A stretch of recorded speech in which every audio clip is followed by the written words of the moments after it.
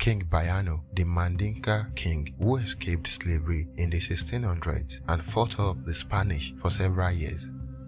It is recorded that the first set of slaves arrived in the Americas in the 17th century, specifically in 1619, when 19 Africans were brought to Jamestown. The British establishment in Virginia by Dutch travelers, marking the start of the transatlantic slave trade in all of the Americas. However, it remains a debated fact to date. Perhaps it was the very first time Africans stepped foot into what is now the United States of America, but several findings have come to show that it was not the first time they were entering the Americas or even North America. Africans being captured into slavery goes as far back as the 16th century.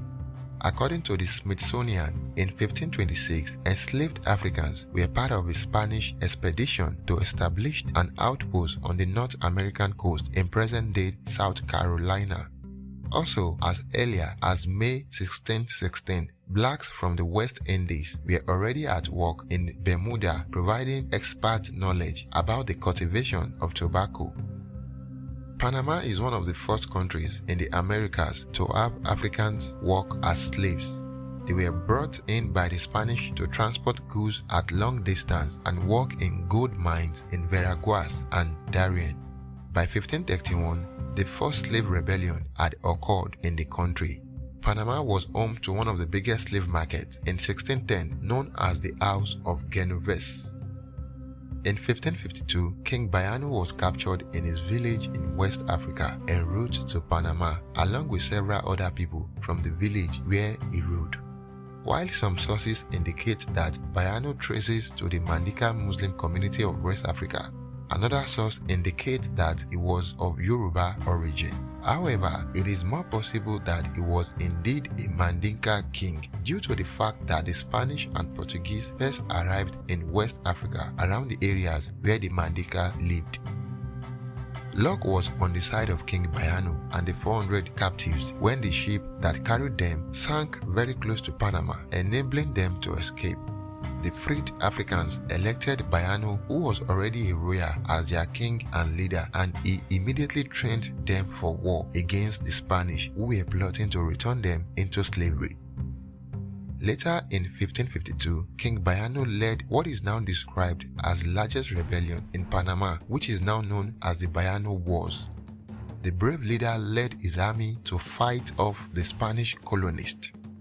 Due to the strength of his military, the Spanish were unable to defeat the Africans, who for several years lived as free Maroons and developed their community in the areas around the Bayano River and Bayano caves together with the native Indians in the area. It is from Panama that the word Maroon originated. The word derives from the Spanish word cimarrones, which is what the Spanish called the runaway slaves. During his reign and battle with the Spanish, King Bayano succeeded in taking control of the trade unit of the Spanish after several attacks at slave markets and point. He freed several enslaved people and managed to take over trade by monopolizing trade with Peru in food, gold, and silver. Saying that they needed external help to defeat the king and his people, the Spanish sought help from the Spanish crown, which sent an army troop to fight King Bayano, but again the king defeated them. It was during the last fight that the then Spanish governor Pedro de Usa decided to sign a peace treaty with the Maroon leader for trade, but the treaty was a trap for King Bayano. According to the Encyclopedia of Slave Resistance and Rebellion, King Bayano and his men went unarmed in the name of peace to sign the treaty and were poisoned by the Spanish. While several of his men managed to escape to inform the people, King Bayano and a few of his men were taken hostage. After negotiations and signing of the peace treaty, King Bayano was exiled to Peru and later Spain, where he lived until he died. His exile caused the Second Bayano Wars, which ended in 1582, but the Maroons in Panama managed to defend their community. Despite being exiled and never allowed to return home, King Bayano from Africa holds a significant place in the Afro-Panamanian history. with a lake, river, and cave all in his name. He is also considered the father of resistance. Other versions of his name include Bayano and Bayano. Once again, it's Yemi Melikaya for Historical Africa. If you have enjoyed this video and would like to see more content like this, kindly help support our growth by liking and sharing this video, and do not forget to subscribe. Thank you for watching and bye for now.